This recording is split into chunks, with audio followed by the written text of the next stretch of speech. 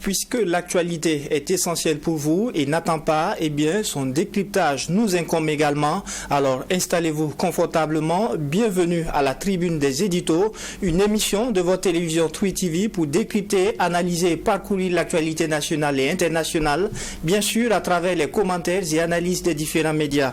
Pour cette tribune, il sera question de lutte contre le terrorisme avec la mise à prix de 20 personnes activement recherchées par les forces de défense et de sécurité. En deuxième partie d'émission, un ouf de soulagement pour nos confrères du journal L'Événement dont les portes ont été rouvertes après une semaine de mise sous scellé. Décryptage de cette actualité dans cette tribune. Et enfin, il sera question de la réduction du train de vie de l'État avec cette décision du gouvernement de limiter à 1 le nombre de véhicules pour les ministres et présidents d'institutions. Pour le décryptage de ces différentes actualités, je suis accompagné par 4 professionnels des médias. Joachim Vokouman, directeur de publication du journal en ligne Kasseto.net, Ousmane Paré, journaliste indépendant, Daouda Kinda, journaliste au quotidien, et enfin Idrissa Koumbem de la Lettre du Faso. Lutte contre le terrorisme au Burkina Faso, les forces de défense et de sécurité recherchent activement 20 personnes dont les têtes ont été mises à prix. Ousmane Paré, le renseignement est visiblement bien en point. Oui, je crois qu'il y a beaucoup d'éléments, mais c'est pas nouveau. Je crois que on est habitué maintenant à cela. On se rappelle, il y a eu à plusieurs reprises. Des fois, ça va au-delà.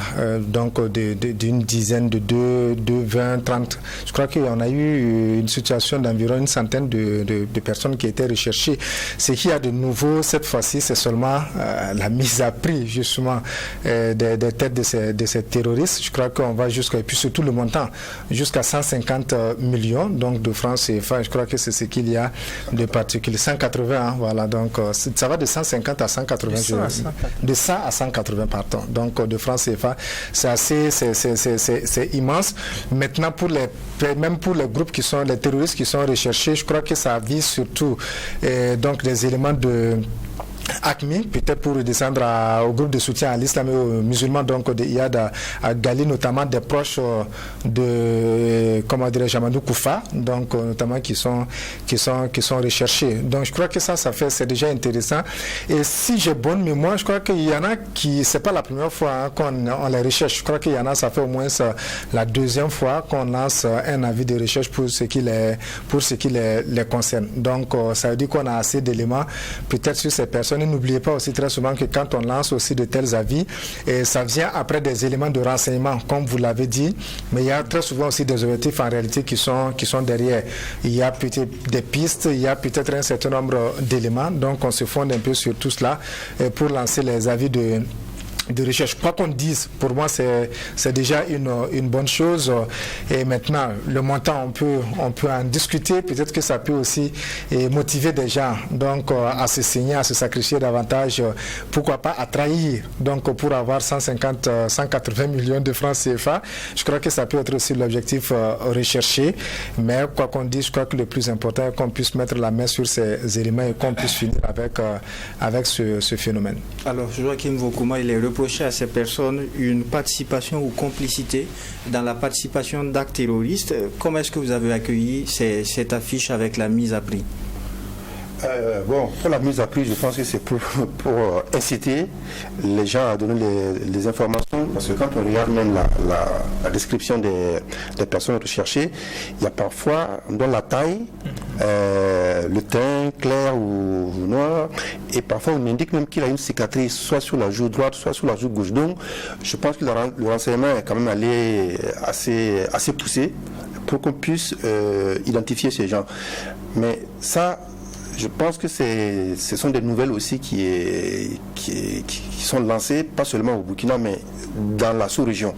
Comme vous savez, comme les frontières sont poreuses et qu'ils traversent d'une frontière à l'autre, l'Internet étant mondial, global, je pense que même dans les pays voisins, ceux qui vont voir ces informations-là, ils peuvent évidemment donner des renseignements aux autorités administratives, aux policières compétentes pour que ça remonte jusqu'ici. Mais je trouve que c'est une très bonne chose parce que quand on lit les signalétiques, ce sont des gens quand même assez dangereux. On n'indique pas le niveau de responsabilité qu'ils ont dans les organisations, quelles sont l'organisation à laquelle ils appartiennent, mais on voit bien que ce sont des gens qui jouent un rôle fondamental dans ces organisations-là, dans la commission des actes terroristes, dans la préparation de la commission des actes terroristes. Donc, on se dit que si on arrive à mettre la main sur ces gens, ça peut avoir un impact psychologique sur leurs troupes. Parce que si ce sont des leaders et qu'on capte le leader et qu'on neutralise le leader, ça a un impact évident sur la troupe. Donc, ces personnes ne sont pas visées comme ça pour rien. Mais qu'est-ce qui pourrait expliquer les variations de prix ? Ah, bon, je pense que c'est peut-être au niveau de la dangerosité de chacun ou du rôle qu'il joue, du rôle qu'il occupe dans l'organisation, la planification et l'organisation des attentats terroristes. J'imagine que ça doit être ça, parce que les critères, on n'a pas donné le critère qui a permis de fixer les prix. Il y en a qui vont, le minimum c'est 100 millions, ce qui est déjà une bonne, un bon pactole pour celui qui va donner cette information-là, capitale, dans un pays où on a besoin d'argent, de 100 à 180 millions. J'imagine que le plus cher, c'est celui qui est... C'est comme Oussama Ben Laden, vous vous rappelez, oui. Sa tête aussi avait été mise à prix. Et même dans les enquêtes policières, quand il y a des crimes, et qu'on cherche vraiment avec difficulté, bon, on lance un appel à témoins avec mise à prix. Ça peut inciter, effectivement, d'autant qu'il y a le numéro vert là qui est dessus. Donc les gens peuvent appeler ce numéro et puis donner les renseignements. Si c'est vérifié, si ça permet effectivement de mettre la main sur la personne, bon, celui qui aura donné la bonne information aura son argent. Mais j'imagine que c'est comme le 199. Il y aura des appels farfelus qu'il faut, peut-être des diversions aussi, de perfidie, comme dirait le chef de l'État, pour divertir, pour brouiller les pistes. Mais je pense que c'est au renseignement de faire le tri et de traiter les informations les plus utiles pour pouvoir mettre la main sur ces criminels. D'accord. Alors, Idriss Koumbem, qu'est-ce que vous pensez de cette stratégie initiée par les FDS ? Ousmane Paré le disait tantôt, ce n'est pas une première, c'est la mise à prix qui est nouvelle. Alors effectivement, c'est cela. Il vous souviendra que de par le passé, il y a eu beaucoup de cas comme ça où des personnes avaient été recherchées par les forces de défense et de sécurité. Et pour cette fois-ci, il y a des personnes bien indiquées avec des identités un peu plus approfondies. Ça montre qu'il y a un travail de renseignement qui avait été fait et à la base pour qu'on puisse quand même mettre à jour cette liste-là. Il y a au total 20 personnes. Et ce qu'on remarque également est que il y a parmi ceux qui sont recherchés des gars qui ne sont pas des nationaux forcément. Je crois qu'il y a un Nigérien qui fait partie et il y a beaucoup de personnes. Ça montre que pour rebondir sur la question de la collaboration avec les autres pays, avec Interpol, que c'est une manière aussi de dire que où qu'ils se trouvent, ils peuvent être inquiétés et qu'ils sont recherchés.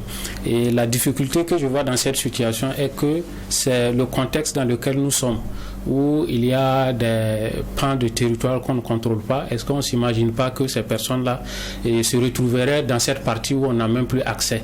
Alors, dans ces conditions, véritablement, si ce n'est pas comparé le souligné précédemment, et un de leurs qui va passer à une action de trahison, je me demande comment on peut arriver véritablement à localiser ces personnes-là. Tout ce qu'on peut être le moins sûr dans cette situation est que, en tout cas, ce sont des personnes qui ne vivent pas, en tout cas, parmi nous ici, sinon on les aurait, en tout cas, appréhendés.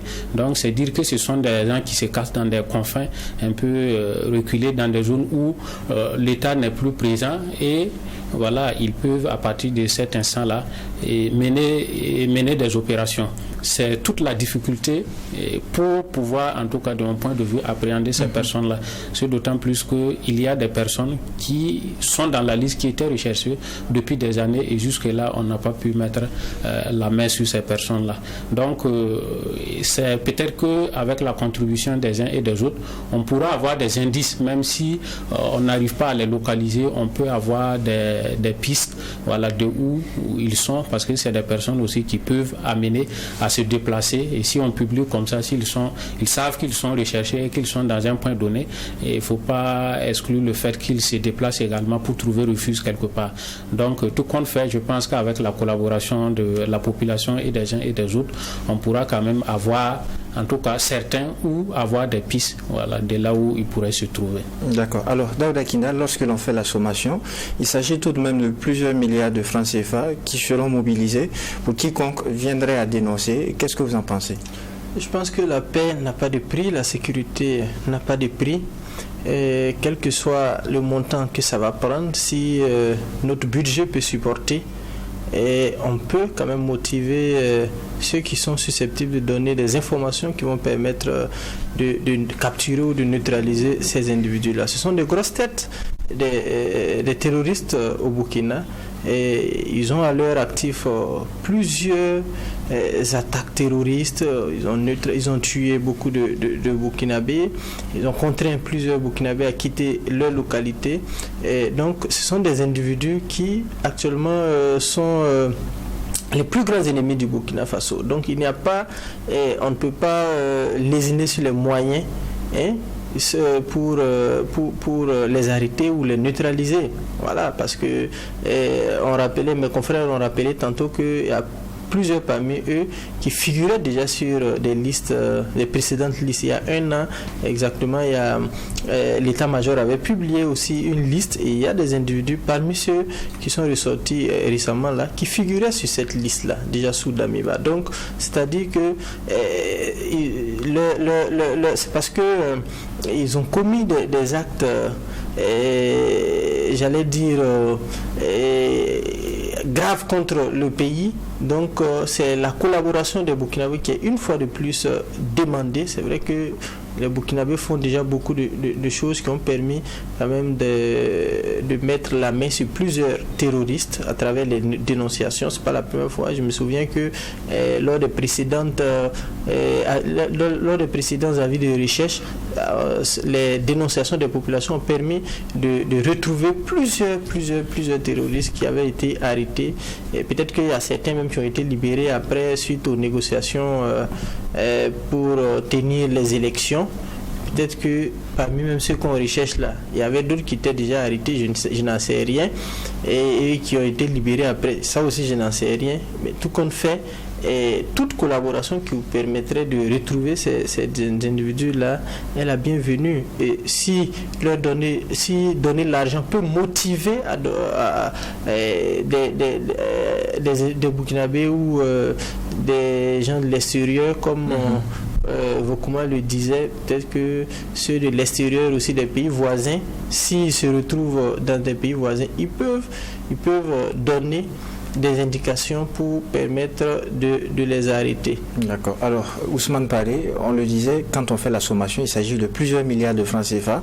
On connaît le contexte actuel du Burkina Faso. Daouda Kinda dit que pour la paix, il n'y a pas de prix.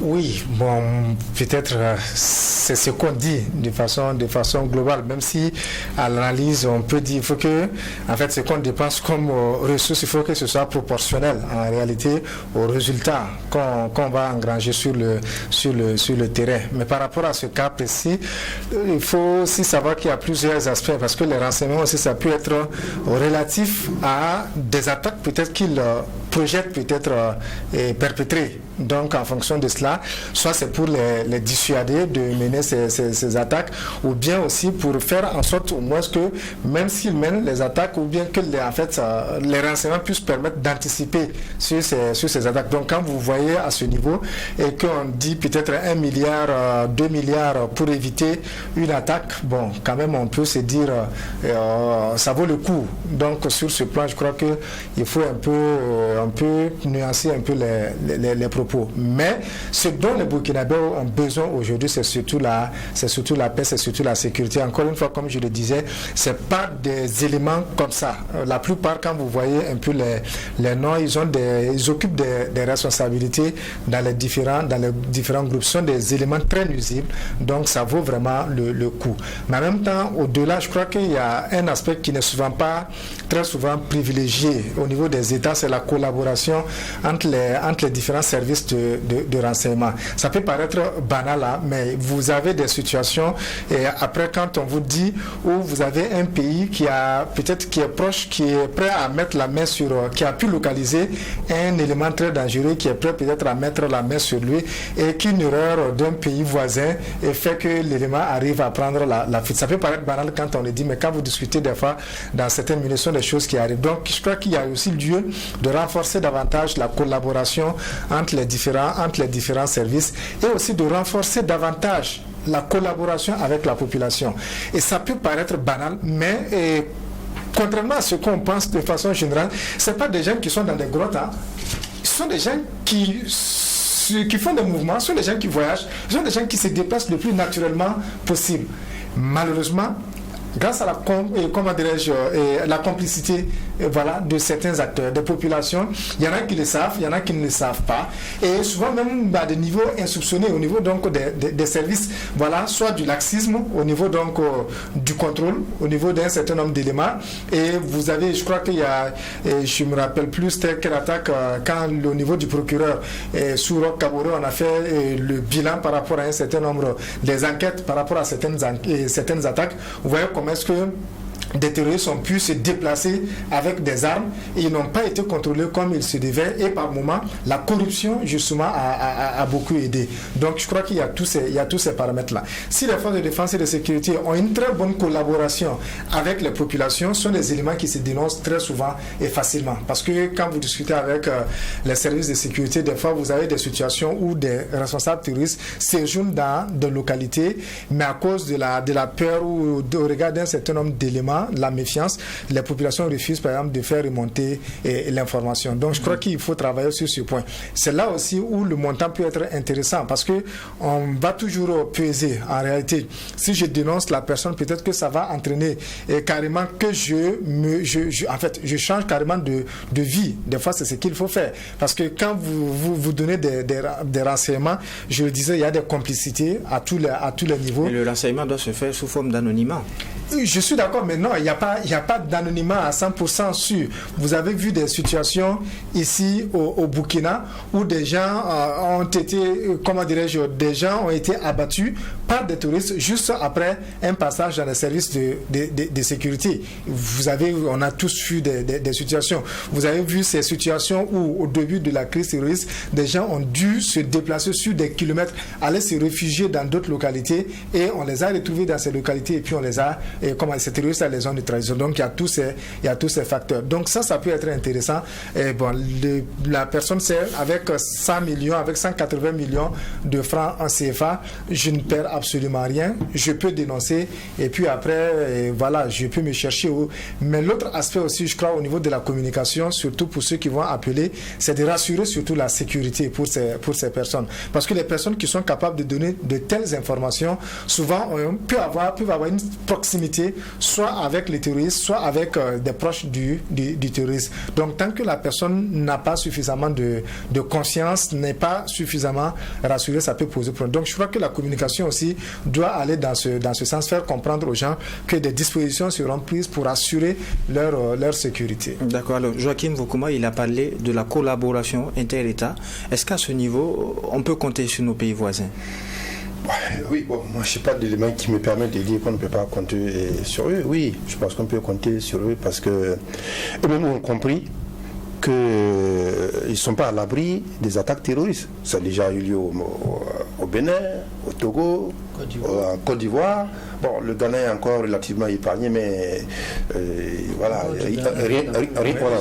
ne dit que... Donc ils ont tous intérêt à collaborer, et s'ils ont des renseignements qui permettent de neutraliser ces gens-là, ils ont intérêt à les donner au Burkina pour qu'on puisse les neutraliser, parce que sinon, après le Burkina, ce sont eux.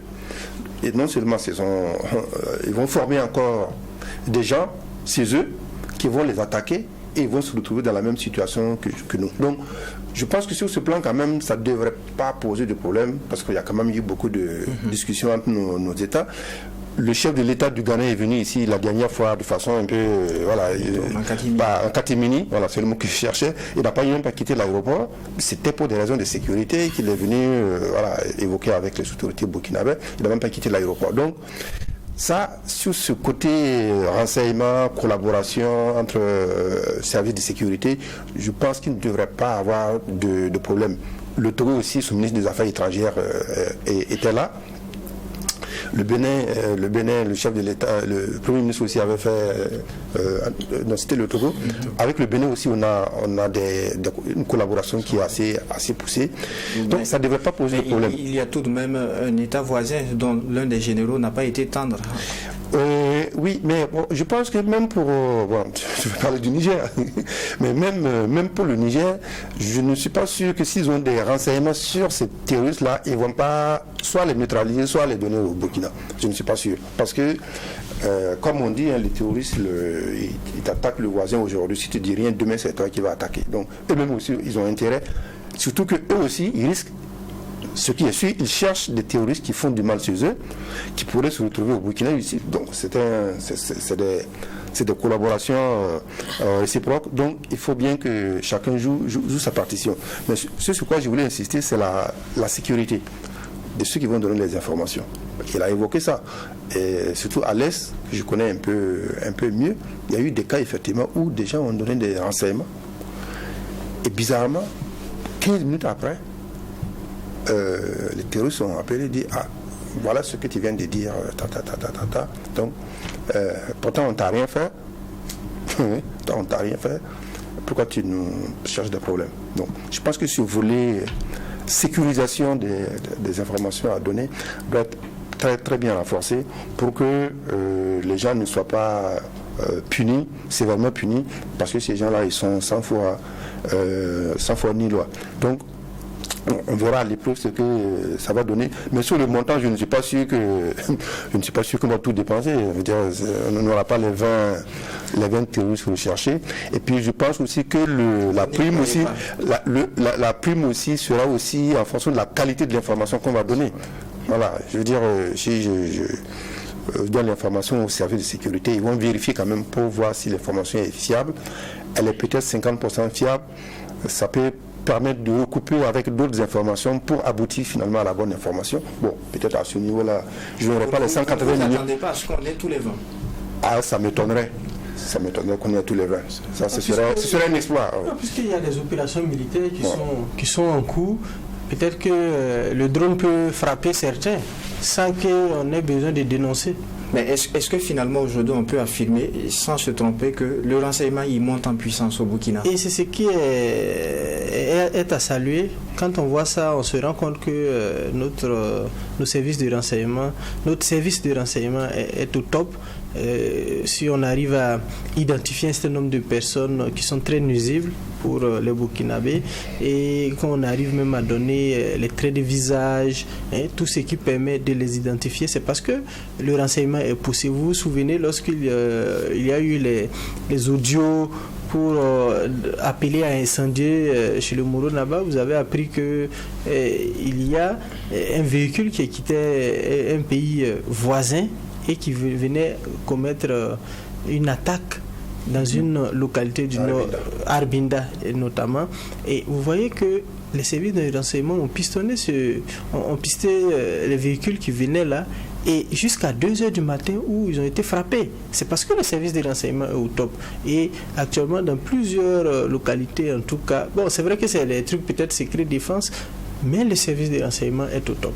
D'accord. Alors, il y a également le Centre national d'appel, le 199. C'est sur ce numéro-là qu'il faut appeler pour dénoncer. On a parlé de sécurité des personnes qui dénoncent. Qu'est-ce que vous en pensez? Oui, c'est aller dans le même sens parce que c'est tout là le problème fondamental, la sécurité de ceux qui vont dénoncer, de ceux qui auront des éléments à donner pour qu'on puisse quand même mettre la main sur ces personnes-là. S'il n'y a pas un minimum de sécurité, de garantie qui est en tout cas offert à ces personnes-là, bon, ça sera très difficile Parce qu'aujourd'hui, vous arrivez dans une localité, vous donnez des précisions sur des mouvements de terroristes. Et ils sont très bien renseignés quand on se demande où est-ce qu'ils arrivent à tisser en tout cas leur réseau de renseignement, qui très vite on te repère. Et si on te repère et qu'il n'y a pas de la protection, ce qui peut arriver peut être vraiment des cas malheureux. Et on en a vu aussi, il y a beaucoup d'exemples. Voilà, et mes prédécesseurs venaient de les rappeler. C'est donc dire qu'il faut vraiment, de notre point de vue, garder en tout cas vraiment l'anonymat et trouver vraiment des moyens, si ceux qui auront vraiment des messages vraiment importants sur ces personnes-là, s'ils peuvent trouver un centre, au lieu même d'appeler, moi je n'allais même pas préconiser, s'ils peuvent se déplacer, parce que les communications aujourd'hui, les gens ont beaucoup de moyens pour les intercepter. Hein.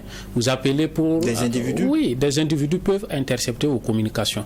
Voilà. Et quand on regarde aussi les actions qui se passent, ça amène à penser que souvent aussi les gens peuvent capter les communications. Donc si les gens peuvent se déplacer vraiment physiquement, en tout cas de façon... dans l'anonymat vraiment sûr pour aller donner les informations, ça pourrait quand même faciliter et une précaution à prendre également pour ces personnes-là. Voilà. D'accord. Et nous passons au deuxième sujet retenu pour cette tribune. Ouf de soulagement pour nos confrères de l'événement dont les portes ont rouvert après une semaine de mise sous scellé. Un accord avec la Direction générale des impôts après un paiement assorti d'un calendrier a finalement été trouvé. Joachim Voukouma, nos confrères viennent de loin.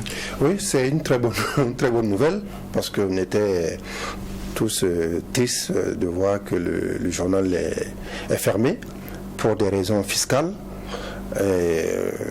pour qu'ils aient trouvé un accord avec les impôts pour ouvrir et puis payer selon un échéancier qui a été convenu ensemble. C'est une très bonne nouvelle. Je pense même que c'est comme ça qu'il faut procéder. Vous voyez, ce qui vient de se passer, ça illustre un peu la culture du dialogue dans notre pays. Nous n'avons pas cette culture-là. On a un héritage colonial qui fait que il faut toujours, vous voyez, entre les syndicats et le gouvernement, il faut toujours qu'il arrive à un bras de fer pour qu'on commence à discuter.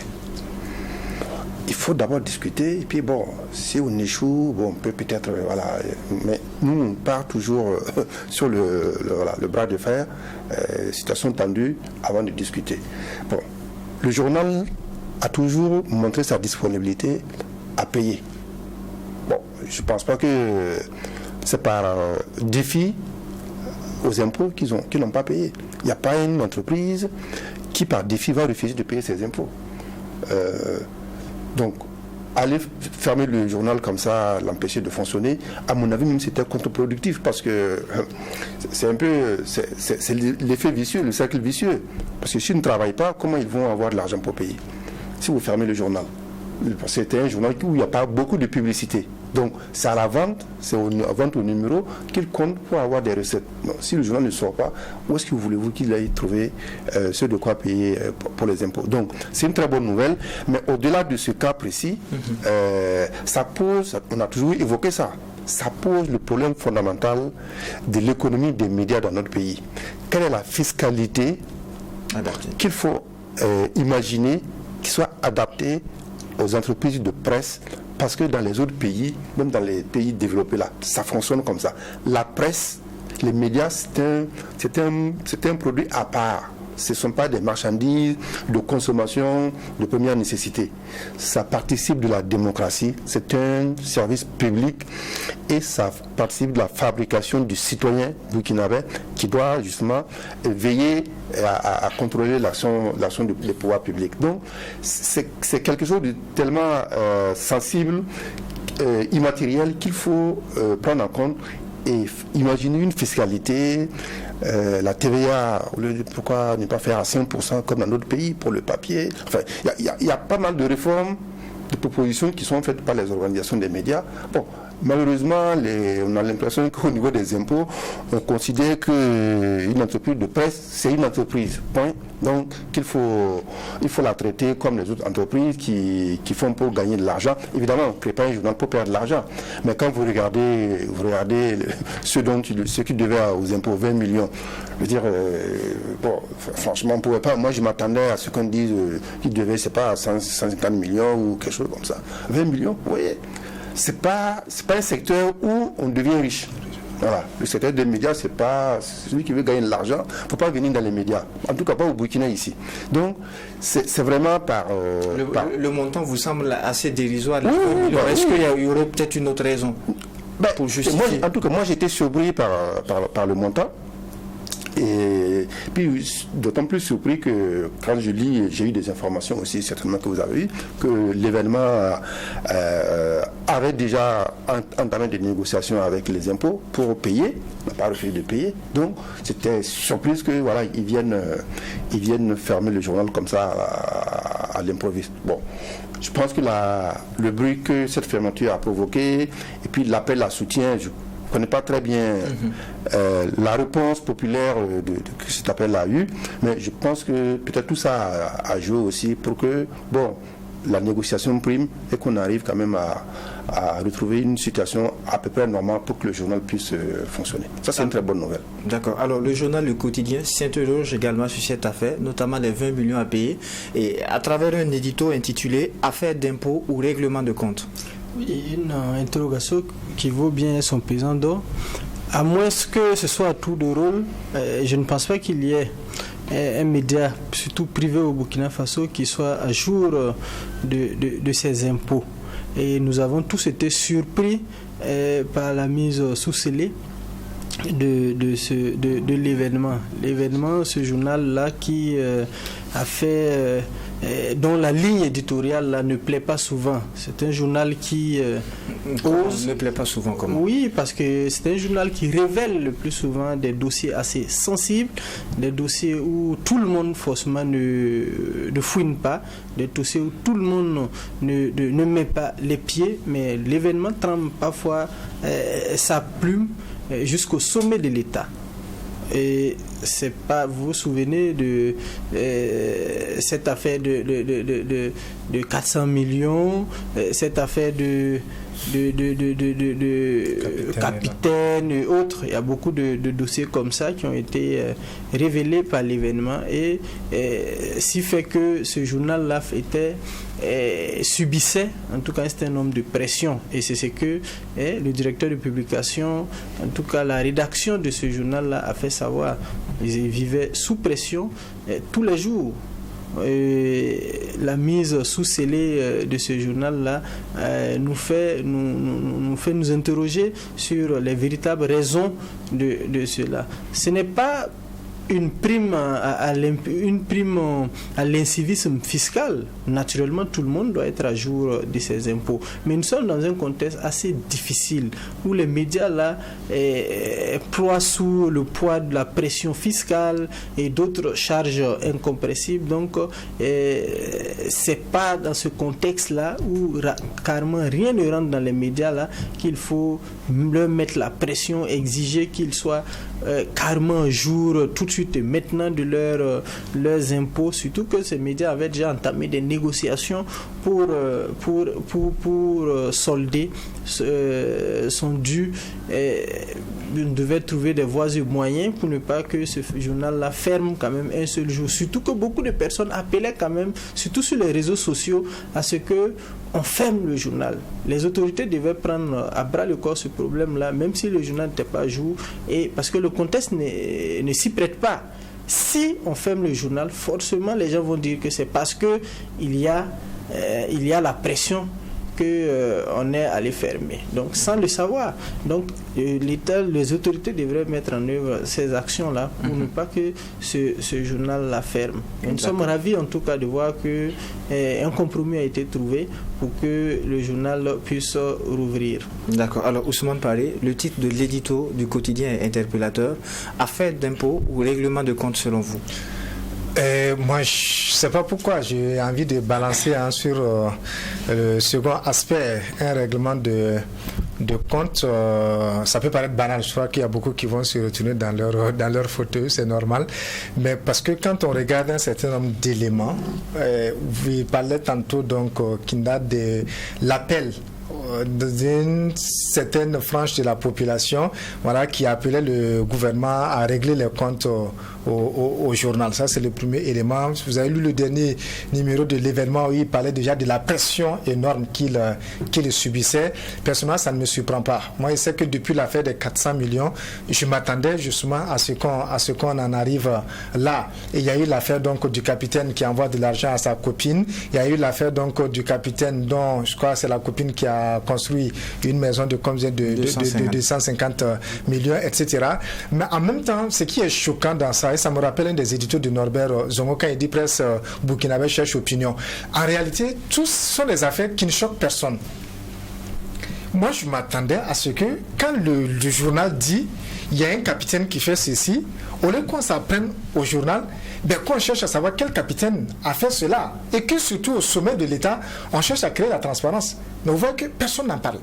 On dénonce des faits, ça ne dit absolument rien à personne. Mais est-ce qu'il n'y a pas eu réponse par rapport à cette affaire des 400 millions où le chef de l'État même a réagi et dit que ça a été dépensé pour des opérations de sécurisation pour l'armée? Il a même donné les explications nécessaires. Oui, même le procureur actuellement, l'affaire est encore au niveau de la justice. Mais tous les éléments qu'on a jusqu'à présent ne montrent pas que le journal ne devrait pas en parler, qu'il s'agissait d'une activité de déstabilisation, contrairement à ce qu'on a voulu nous faire comprendre.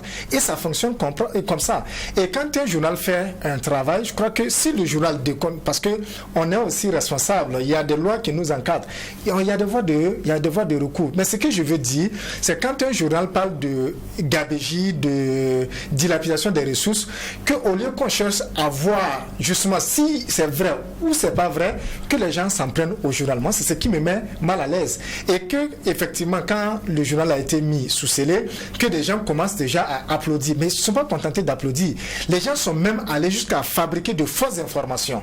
Il y a eu cette information qui a circulé dans certains groupes. Personnellement, je ne voulais pas en parler, mais je me sens de plus en plus obligé d'en parler, où on dit qu'il y a un média français qui a payé Libération, pour ne pas le nommer, qui a payé justement, et que c'est un message signé du directeur de publication du journal, Génon Bitunama, qui remercie les gens et qui dit aux gens de ne plus contribuer. Vous voyez comment c'est ridicule, vous voyez comment on peut tomber bas, comment on peut être si méchant, même si on n'est pas d'accord avec le journal. Je comprends qu'on dise c'est normal ce qui arrive au journal, mais jusqu'à aller fabriquer de fausses informations, c'est pas la seule, il y a beaucoup d'autres fausses informations. À quelle fin? Maintenant, par rapport au travail du média. Et moi, je crois que ça doit nous intéresser de façon globale par rapport à la gestion des affaires. Vous vous souvenez que, par exemple, aux premières heures du pouvoir actuel, il y a eu une affaire de surfacturation pour ce qui concerne les camions qui devraient transporter les vivres. Même les motos. Les gens ont dénoncé. Même les motos. Le président en a parlé. Quand le président en a parlé, qu'est-ce qu'il a dit? Il dit qu'il ne comprend pas la méchanceté des Burkinabés. Tout le monde a applaudi ce que le président a dit.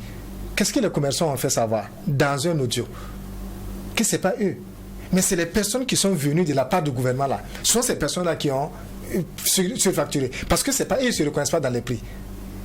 On dit qu'il y a une enquête. Jusqu'à présent, on en est où? Au moins, il faut qu'on se dise qu'il y a des choses qu'on pouvait tolérer sous Roch Kaboré.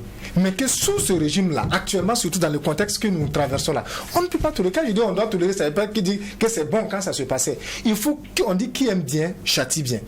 Il faut qu'on soit regardant sur la gestion des ressources, surtout qu'on demande de plus en plus donc beaucoup d'efforts de la part des populations. Et c'est le rôle des médias de dire que ça ne va pas quand ça ne va pas, de dire que ça va quand ça va. Donc quand vous voyez tout ce qui tourne autour de cette affaire, quelquefois on est quand même amené à se poser la question, est-ce que c'est une simple affaire? Bon, simple, c'est pas simple. C'est une affaire d'impôt qui nous a amené là. D'autant plus que le média dit clairement qu'il y avait des actions qui avaient été entreprises. Et quand vous discutez même avec les spécialistes de ces questions, on aurait pu ne pas passer par là. Encore que, si vous voulez, on peut mener les investigations. Si on doit faire la liste de toutes les entreprises qui doivent justement à l'État, vous posez... Et ce n'est pas une affaire de 20 millions. Non. Il y en a qui doivent des centaines de millions, justement, des milliards à l'État. Mais pourquoi ces personnes ne sont pas inquiétées? Je ne dis pas qu'on ne devrait pas inquiéter l'événement. Je dis il y a une situation d'incivisme, je suis d'accord. Mais pourquoi l'événement et pas les autres? Vous connaissez ces marchés ici, au Burkina, où on dit qu'aucun agent des impôts, aucun précepteur d'impôts ne peut s'hasarder sur ces espaces-là. Et ce qui fait encore plus mal, c'est de voir des gens, des commerçants, des gens qui ne sont même pas à jour de leurs impôts, qui saluent, qui sont contents parce que, comment ça s'appelle, l'événement a été fait. Moi, je serais content qu'on fasse la liste de toutes ces personnes qui riaient là, qui applaudissaient, qui étaient contents, et qu'on aille voir justement si ces personnes sont à jour de leurs impôts. Vous voyez toutes ces personnes qui On ouvre juste de petites boutiques si on doit parler d'incivisme fiscal. Et alors que ce sont des gens qui ont des centaines de mètres carrés de trucs où ils emmagasinent, ils entassent leurs affaires. Je veux bien qu'on parle d'incivisme fiscal. Et c'est là, je pense que le gouvernement ne va pas s'arrêter là.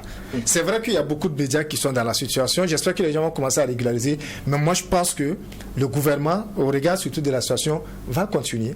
Et que surtout des gens qui doivent des centaines de millions ou bien des milliards à l'État, que ces personnes ne seront inquiétées. Si ce n'est pas le cas, on peut justement conclure avec mon confrère qu'effectivement c'était tout simplement pour faire taire un média. Pas seulement faire taire un média, surtout menacer les gens, dire aux gens, attention, on vous tient quelque part. Donc si vous continuez... On va permettre une réaction d'Idrissa Koumbem. Alors sur cette affaire, règlement de compte ou simplement une affaire d'impôt?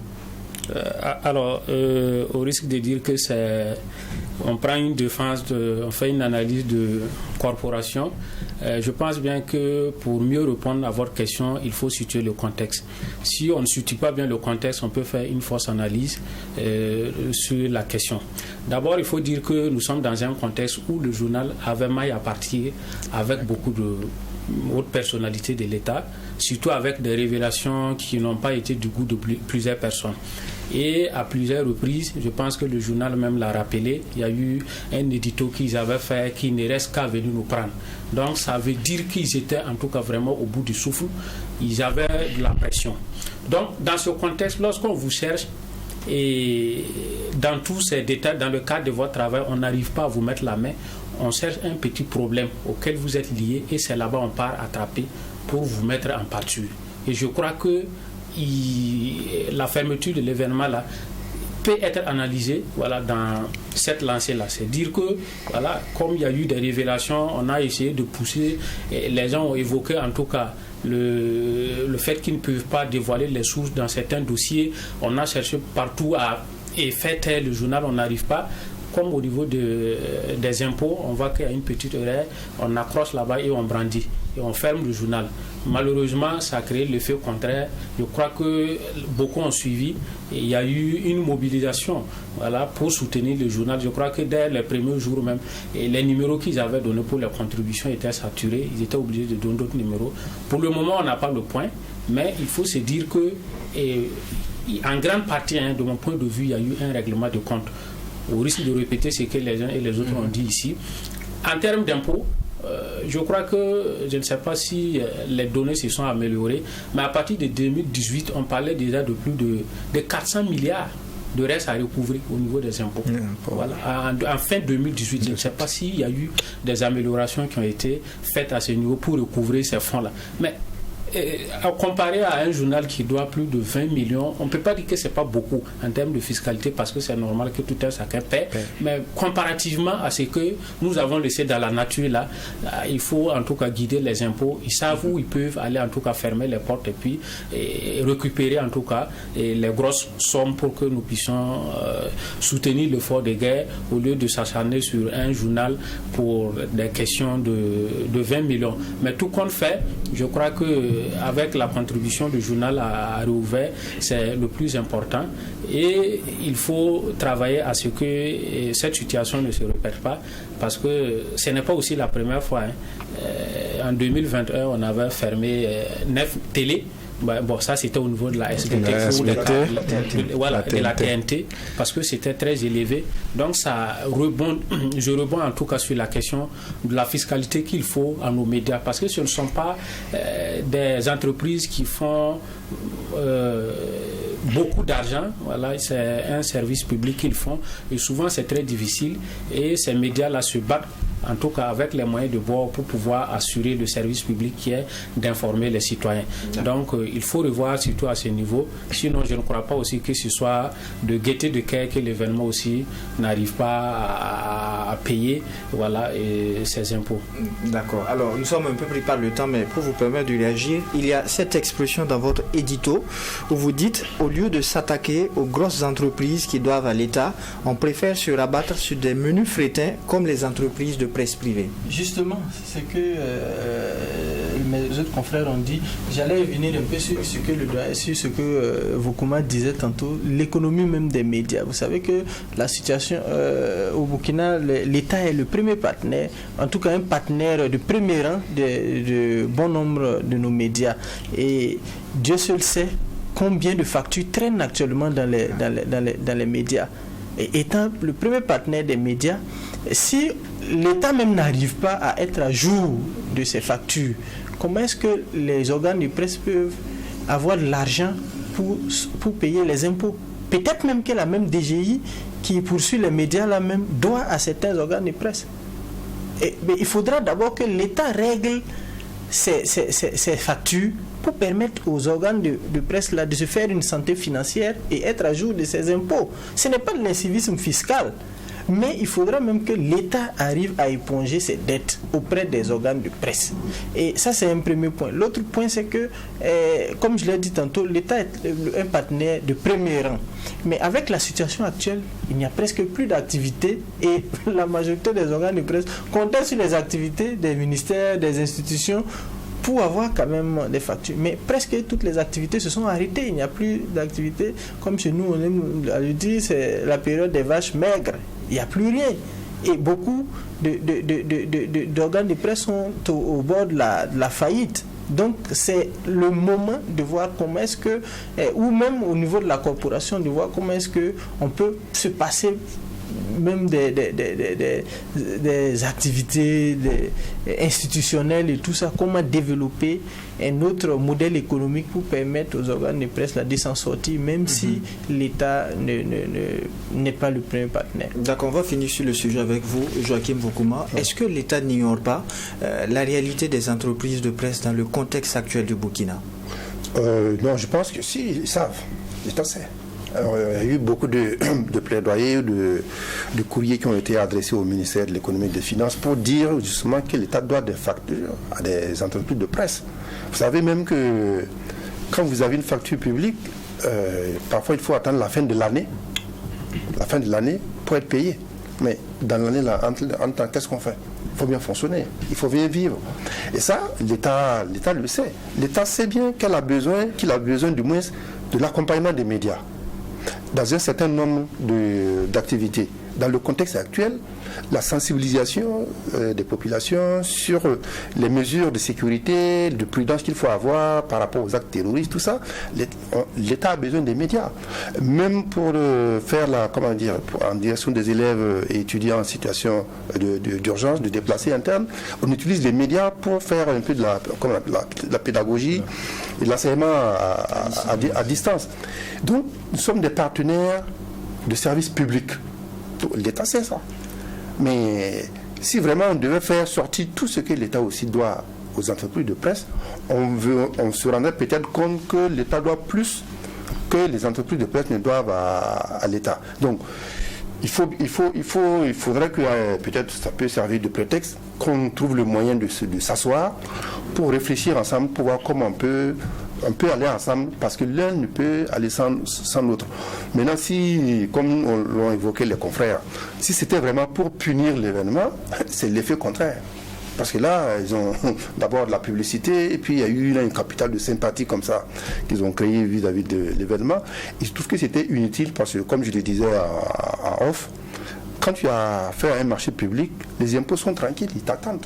Parce qu'il y a des documents, pour te faire payer, tu es obligé de passer par les impôts pour les avoir. Et une fois que tu n'es pas à jour, tu ne peux pas avoir ces documents-là. Si l'événement n'était pas à jour, ce qui est sûr, un jour, ils iraient aux impôts pour demander un document, on lui dirait non, vous ne pouvez pas avoir ce document-là, tant que vous n'avez pas payé. Donc, je pense que ça, c'était une mesure de rétorsion disproportionnée par rapport à la faute que l'événement avait commise. Bon, ça c'est du passé. Regardons l'avenir. Qu'est-ce qu'on peut faire pour éviter que de telles choses ne se reproduisent encore dans notre pays? Et dernier sujet pour cette tribune, le Conseil des ministres a décidé de la réduction du train de vie de l'État à travers la limitation à un seul véhicule pour les ministres et présidents d'institutions. Idriss Koumbem, que pensez-vous de cette décision? Alors, a priori, c'est une bonne décision. Parce que toute action qui va contribuer quand même à réduire le train de vie de l'État est à saluer. Et particulièrement, je ne savais même pas que les ministres continuaient à se déplacer avec beaucoup de véhicules parce que je ne vois pas l'utilité d'ailleurs, surtout dans ce contexte. Mais tout compte fait, c'est bien, mais je crois que c'est des mesures un peu superficielles. Parce qu'il faut aller dans le fond, s'attaquer au vrai problème. C'est la bonne gouvernance, c'est éviter le gaspillage, c'est éviter les activités souvent un peu fantaisistes qu'on voit. Sinon, quelqu'un peut bien aller au service à pied et gaspiller beaucoup d'argent. Voilà, donc c'est pas forcément le fait qu'il soit un véhicule, deux véhicules qui montrent qu'il gaspille. S'il gaspille, même s'il part à pied, il va gaspiller. Donc il faut orienter vraiment les actions de l'État sur des priorités. Tant que c'est pas orienté vers des priorités bien définies, on va prendre ces mesures-là juste voilà, pour contenter. Et on ne dit même pas l'impact que ça va faire rentrer. Qu'on va économiser à partir de quel véhicule là, on aurait dû nous dire que à l'étape actuelle, voilà ce que les ministres consomment. Maintenant, quand ils seront à un véhicule là, voilà ce qu'on pourra économiser et on va évaluer. Je ne sais pas, mais ça ne devrait pas être quelque chose de consistant. Du reste, ce n'est pas la première fois. Tous les gouvernements qui sont arrivés, chacun a dit qu'il va essayer de résoudre le train de vie de l'État. Sous Damiba, on a vu, mais après aussi, on a vu ce qu'ils ont fait aussi sous Damiba. Alors, Ousmane Palais, il le disait, de tous les régimes qui se sont succédés, ça a toujours été le maître mot. On va procéder à la réduction du train de vie de l'État. Cette fois-ci encore, mais la réalité en est tout autre. C'est dommage, encore plus sous ce régime-là. Et vous voyez, chaque fois quand on arrive, il y a des actions d'éclat. On se rappelle, sur Roch Kaboré, c'était le plafonnement des crédits de communication, téléphone. Les gens ont crié et puis ils sont sortis, ils ont salué que voilà, ils vont réduire le train de vie de l'État. Ceux aussi, ils ont réduit. En fait, on dit aucun ministre ne va négocier son salaire. On a fait des propositions, le président du ministre. Mais vous voyez, en fait, les gens ne se rendent même pas compte que pendant tout ce temps, en fait, on continue de fonctionner comme tous les autres régimes. Alors que le problème, c'est pas quand vous prenez les salaires des ministres là, on économise combien par mois? Pas grand-chose. Tout le problème de l'État, c'est justement dans les ressources qu'on dilapide comme ça. On se rappelle sous certains ministres quand on dit, par exemple, pendant la campagne agricole, vous allez voir, on va faire sortir 40, 50 V8 pour aller marcher sur les cultures des gens. Mais vous prenez ça, ça peut paraître banal, hein, mais évaluez ça en termes de carburant. La seule personne jusqu'à présent qui a eu une décision courageuse, ça peut paraître banal, par rapport au carburant, c'est Tertu Zongo. Parce qu'on n'imagine pas avant comment ça se passait avec les bons de carburant qui circulaient au hasard, qui a amené l'idée, par exemple, des cartes pour réduire. Mais vous voyez jusqu'à présent, hein, ce qu'on dépense dans les carburants. Je suis tout à fait d'accord. Je crois qu'en fait, il faut aller au-delà de ces mesurettes-là pour prendre des décisions. Pas qu'on a affaire à un gouvernement dont le chef de l'État a lui-même décidé de renoncer à son salaire. C'est ce que je dis. Quand il faut évaluer ça sur une année, sur 2 ans, ça ne voit absolument rien. On peut renoncer à son salaire et puis aller. Il y a des choses qui passent inaperçues. Hein. Allez voir comment le budget, par exemple, de la présidence a explosé. Allez voir dans les documents. Allez voir, de Roch Kaboré, je crois qu'on était à environ 36 milliards. On est passé sous Damiba à environ 100 milliards. Est-ce que le contexte sécuritaire je ne l'explique pas? Non, mais c'est là justement, il faut poser la question. Où ça va en réalité? Voir, est-ce que véritablement on travaille à réduire le train de vie de l'État? Parce que je crois que Roch Kaboré, avant de partir, quand il a reconnu justement qu'il y avait des problèmes de gouvernance, il avait demandé un rapport au niveau de l'ASE, LCE qui a déposé le rapport par rapport à la lutte contre la corruption et la bonne gouvernance. Quand Damiba est venu, il n'a pas regardé le rapport. Jusqu'à présent, on n'a pas regardé ce rapport. Personne ne sait ce que ça contient. Personne ne sait ce qu'il a comme orientation, justement, par rapport à la bonne gestion des ressources. Quand je dis, ce n'est pas que je fais recours, justement, à des éléments, mais pour dire qu'il faut qu'on reconnaisse qu'il y a lieu, justement, de revoir la gestion de nos ressources et de voir où est-ce qu'on peut économiser et où on doit économiser. Et ces poches-là sont nombreuses. Et chaque fois, je crois que quand vous repartez dans le passé, vous allez voir, il y a beaucoup d'études qui ont été faites par rapport à cela. Combien de gouvernements ont pris l'exemple, même sur Roch Kaboré, je crois qu'il y a une mission qui est allée au niveau du Rwanda. On dit on va dupliquer l'exemple rwandais. Mais jusqu'à présent, qui en parle par rapport justement comment dirais-je, aux véhicules de l'État ou autre aspect. Donc je crois qu'il y a beaucoup de choses. Il va falloir, mais tout cela, je termine sur ça, rien ne peut fonctionner si on n'a pas une opinion qui est assez forte, qui alerte sur ces éléments. Il faut que les médias dénoncent, il faut que la population se dise, ça ne marche pas avec nous. On a vu l'affaire des tablettes sur Roch Kaboré. Donc il faut qu'on ait une opinion assez forte. D'accord, nous sommes en fin d'émission. 30 secondes pour vous. Est-ce que finalement, par rapport à cette décision, est-ce qu'elle n'intervient pas un peu tard? Non, il n'est jamais trop tard pour bien faire. moi je salue cette mesure et j'espère qu'on va avoir un suivi régulier pour faire le point, pour savoir exactement ce que cette mesure a apporté comme changement et en termes d'économie. Comme il a dit, si vous nous avez dit aujourd'hui, voilà chaque ministère, voilà combien il coûte en termes de carburant, et puis au bout de 2-3 mois, on fait le point pour dire, voilà, depuis la mesure, ça effectivement c'est un indicateur qui permet de savoir que la mesure est efficace et pertinente. Mais en tout cas, dans l'esprit, c'est une bonne chose d'éviter les gaspillages, parce qu'on sait bien, et puis aussi, il a dit, il faut aussi que les Burkinabés changent de comportement. Qu'est-ce qu'on attend d'un ministre quand tu connais quelqu'un qui est ministre? Bon, tu attends qu'il te donne le carburant. Ouais. Oui, il a parlé des bons, comment les bons circulaires. Tu vas voir un ministre, tu es parent d'un ministre, ou tu es l'ami, donc tout ça, ce sont des éléments qui font que ce sont des êtres humains aussi. Ils ont des relations humaines, familiales, amicales, donc bon, ils occupent un poste. Bon, ils veulent aussi faire plaisir, rendre service parfois à des gens. Donc c'est tout ça aussi c'est l'environnement général aussi qui peut expliquer ces dérapages-là. Ce gouvernement, c'est un gouvernement issu d'un coup d'État, c'est pas un gouvernement démocratique, il n'y a pas besoin de faire de séduire des gens, de préparer une opinion ou préparer des électeurs. Donc, il peut appliquer cette mesure-là de façon rigoureuse et bon, j'espère que d'ici 3-4 mois, on va faire un premier bilan pour savoir la pertinence de cette mesure. Alors, on termine avec vous sur le sujet. Qu'est-ce que vous pensez de cette décision de rationalisation? Non, je pense que c'est une mesure qui est salutaire, qui vient s'ajouter à d'autres mesures qui avaient déjà été prises par rapport au salaire des ministres, le chef de l'État qui abandonne ou qui renonce à son salaire, la décision de limiter les séminaires ou les formations qui n'ont parfois pas de sens dans certaines localités. Tout ça, ça participe de la dynamique de la réduction du train de vie de l'État. Donc c'est une mesure à saluer, même si je suis d'accord avec Koumbem qu'il faut aller au-delà de cela et puis mener des actions plus drastiques dans le domaine de la bonne gouvernance. Et c'est tout pour ce numéro de votre émission La Tribune des éditos, une émission qui donne uniquement la parole aux professionnels des médias. Merci à vous qui l'avez suivi, merci aux équipes techniques de réalisation et on se retrouve le week-end prochain pour un autre numéro, mais d'ici là, portez-vous bien.